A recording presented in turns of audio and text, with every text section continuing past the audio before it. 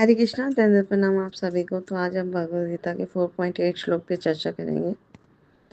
परित्राणाय साधूनां विनाशाय च दुष्कृतां धर्म संस्थापनार्थाय संभवामि युगे युगे।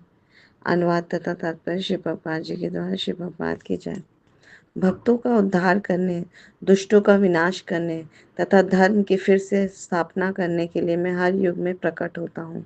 तो यहाँ पर भगवान श्री कृष्ण अर्जुन को समझा रहे हैं कि उनका प्रकट क्यों होता है इस धराधाम पे।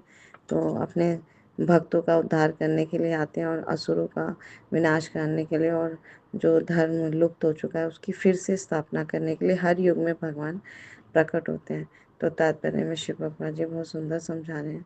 भगवद गीता के अनुसार साधु जो है वो पवित्र पुरुष, कृष्ण भावना भावित व्यक्ति है ना। अधार्मिक लगने वाले व्यक्ति में भी अगर कृष्ण चेतना है तो उसे साधु ही मानना चाहिए।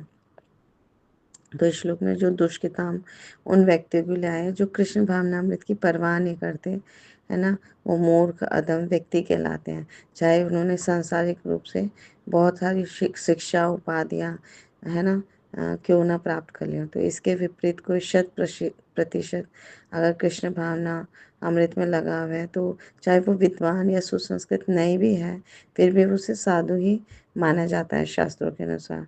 तो भगवान के लिए ये आवश्यक नहीं है कि जो नास्तिक हैं या असुर हैं उनको उनके विनाश के लिए में उस भगवान अवतरित हों, है ना। जैसे रावण या कंस का वध करने के लिए हुए थे, तो भगवान के ऐसे अनेक अनुचर हैं या उनके पार्षद हैं जो असुरों का संहार करने के लिए समर्थ हैं।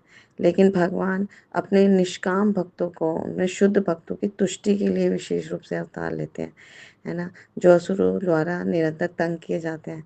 तो जो भी असुर भक्त को तंग करता है, चाहे भले वो उसका सगा संबंधी क्यों ना हो, तो असुर की ये योग्यता ये होती है कि वो अपने जो शुद्ध भक्त को, चाहे उनका सगा संबंधी हो, उसको हमेशा उत्पीड़ित करते हैं। तो जैसे इसके उदाहरण से समझेंगे, प्रहलाद महाराज हिरण्यकशिपु के पुत्र थे, तो भी वो हमेशा अपने पिता द्वारा उत्पीड़ित रहते थे, है ना। इसी प्रकार भगवान श्री कृष्ण की माता देवकी कंस की बहन थी, है ना, फिर भी उन्हें और उनके पति वसुदेव को इसलिए दंडित किया गया क्योंकि भगवान श्री कृष्ण को उनसे जन्म लेना था। तो भगवान कृष्ण अपनी माता का उद्धार करने के लिए प्रकट हुए थे, कंस को मारने के लिए प्रकट नहीं हुए थे। पर ये दोनों कार्य जो है एक साथ संपन्न हो गए। तो इसलिए भगवान जो है वो भक्तों का उद्धार करने और दुष्टों का संहार करने के लिए ही विभिन्न अवतार लेते हैं। तो चैतन्य चरितमृत में भी इसकी पुष्टि की गई है। मध्य लीला 20.263-264 में, सृष्टि हेतु ए मूर्ति प्रपंच अवतरे, से ईश्वर मूर्ति अवतार नाम धरे, मायातीत परव्यों में सबार अवस्थान, विश्व अवतरी धरे अवतार नाम। अवतार या ईश्वर का अवतार भगवत धाम से भौतिक प्राकट्य हेतु होता है। ईश्वर का वह विशिष्ट रूप जो इस प्रकार अवतरित होता है अवतार कहलाता है। ऐसे अवतार भगवत धाम में स्थित रहते हैं। जब वे भौतिक सृष्टि में उतरते हैं तो उन्हें अवतार कहा जाता है। तो अवतार कई तरह के होते हैं, 6 प्रकार के। पुरुष अवतार, गुणावतार, लीला अवतार, शक्तावेश अवतार, मनवंतर अवतार, युगा अवतार। तो ये 6 प्रकार के अवतार होते हैं सृष्टि में। तो इन सब का जो इस ब्रह्मांड में क्रम अनुसार अवतरण होता रहता है। तो भागवतम में हम विस्तार पूर्वक पढ़ते हैं कौन कौन से अवतार में भगवान ने कौन कौन से रूप धारण किए। लेकिन भगवान श्री कृष्ण जो है वो आदि भगवान है और समस्त अवतारों के उद्गम है। कृष्णस्तु भगवान स्वयं। तो भगवान श्री कृष्ण अपने शुद्ध भक्तों की चिंताओं को दूर करने के लिए विशिष्ट प्रयोजन से अवतार लेते हैं, जो उन्हें उनकी मूल वृंदावन लीलाओं के रूप में देखने के लिए उत्सुक रहते हैं। तो शुद्ध भक्त जो होते हैं भगवान श्री कृष्ण के प्रेमी भक्त हमेशा भगवान को उनके मूल वृंदावन लीलाओं के है ना रूप में देखने के लिए उत्सुकता दिखाते हैं। तो भगवान श्री कृष्ण अवतार का मूल उद्देश्य जो है अपने निष्काम भक्तों को प्रसन्न करना है, उनको तुष्टि पुष्टि संतुष्टि प्रदान करना। तो भगवान कहते हैं, भगवान का वचन है कि वो प्रत्येक युग में अवतरित होते हैं। तो इससे ये सोच होता था कि इस युग में भी, कलयुग में भी भगवान का अवतार होता है, वो आते हैं। तो श्रीमद् भागवतम में कहा है कि कलयुग के अवतार भगवान श्री कृष्ण चैतन्य महाप्रभु हैं, जिन्हें संकीर्तन आंदोलन के द्वारा कृष्ण पूजा का प्रसार प्रसार किया जिन्होंने, और पूरे भारत में कृष्ण भावनामृत का विस्तार किया। और हर जगह हरे कृष्णा कृष्णा कृष्णा हरे हरे, हरे राम राम हरे हरे, इस हरि नाम का वितरण किया। तो उन्होंने ये भविष्यवाणी की थी कि संकीर्तन की यह संस्कृति सारे विश्व के नगर नगर और ग्राम ग्राम में फैलेगी। और आज हम इसे सत्य होता देख रहे हैं। श्री प्रभुपाद जी के अनुकंपा से पूरे विश्व के हर कोने कोने में हरि राम का आध्यात्मिक ध्वनि गूंज रही है। हर जगह चारों तरफ भक्त इसका निरंतर सतत कीर्तन करें, जप करें और अपना मनुष्य जीवन सफल बना लें। तो भगवान श्री कृष्ण चैतन्य को गुप्त रूप में, प्रकट रूप में नहीं, उपनिषदों में, महाभारत में, भागवत जैसे शास्त्रों के गुह्य अंश में वर्णित किया गया है। भगवान कृष्ण के भक्तगण भगवान श्री चैतन्य महाप्रभु के संकीर्तन आंदोलन द्वारा अत्यधिक आकर्षित रहते हैं। भगवान का ये अवतार दुष्टों का विनाश नहीं करता है ना, अभी तो अपने अहेतु की कृपा से उनका उद्धार करता है। तो अगर हमें भगवान को शीघ्र अतिशीघ्र प्रसन्न करना है, तो उनके पवित्र नामों का, गुण रूप लीलाओं का, है ना, उनका धाम परिक्रम की सदा श्रवण करना होगा, जप कीर्तन करना होगा। तो हम अपना जीवन भी धन्य करेंगे और भगवान को भी प्रसन्न करेंगे, क्योंकि भगवान अपनी प्रसन्नता, भक्तों की प्रसन्नता के लिए अवतार रहते हैं। तो इतना सुंदर श्लोक है। तो इस श्लोक में भगवान अपने अवतरित होने का प्रयोजन बता रहे हैं। वे दुष्टों का विनाश और साधुओं के कल्याण के लिए और उन्हें आनंद देने के लिए आते हैं। जैसे एक बालक रोता है तो उसे शांत करने के लिए उसकी माता को आना ही पड़ता है ना। अगर कोई और बालक को शांत करवाए तो वो रोता ही रहता है, लेकिन माता की गोद में आते ही वो बच्चा तुरंत शांत हो जाता है। क्यों?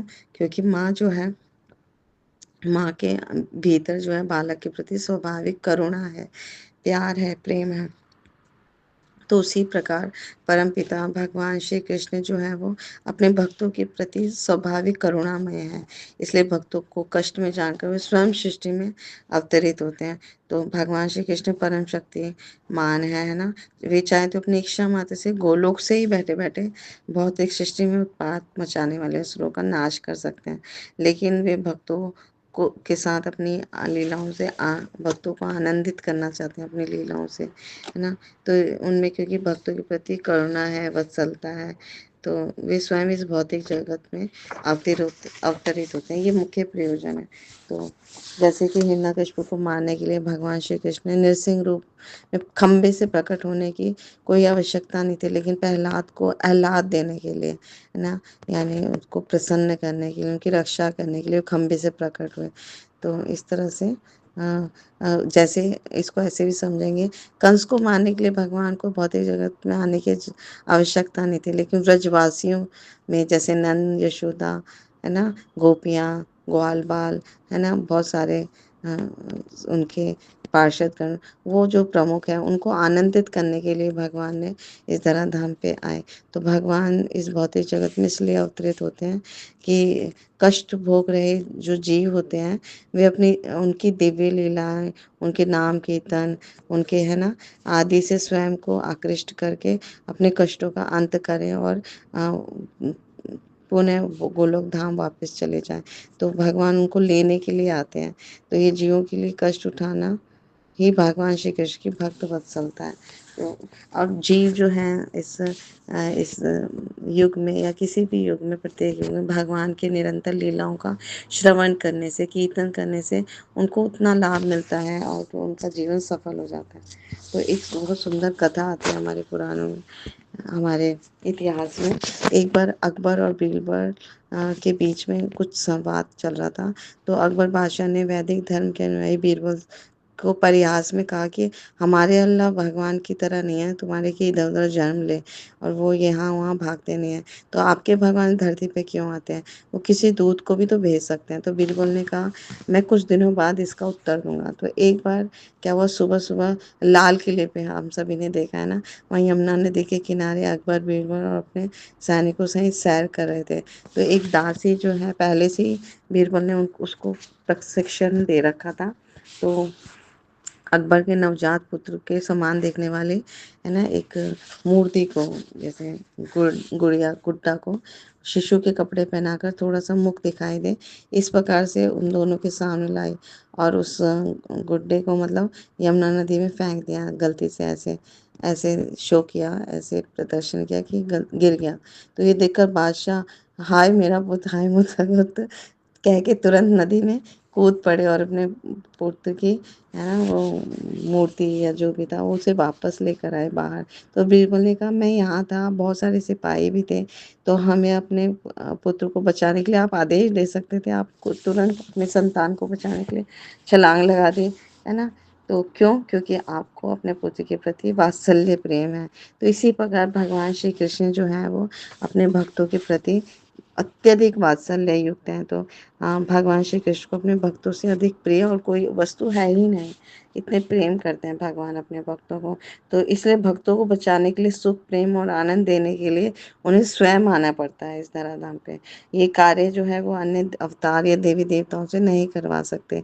तो ये कार्य द्वारा वे अपने भक्त वत्सलता का गुण प्रदर्शन करते हैं। ये उनके अवतरण का मुख्य कारण है।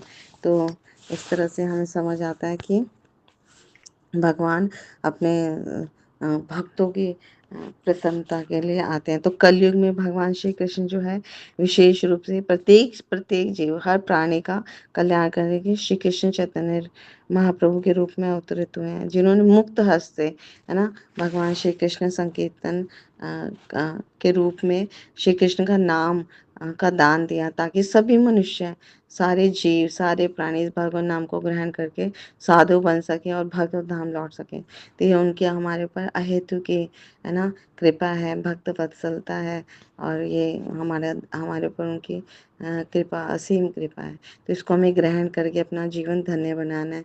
इस मनुष्य जीवन में भगवान हरि की शरणागत होना है उनका भक्त बनना है और उनके धाम जाना है ना। तो भगवान भी बहुत प्रसन्न होंगे हम सब भी बहुत प्रसन्न होंगे। Thank you so much Guru Maharaj की जय श्री प्रभुपाद की जय आप सब भक्त वृंद की जय हरे कृष्ण।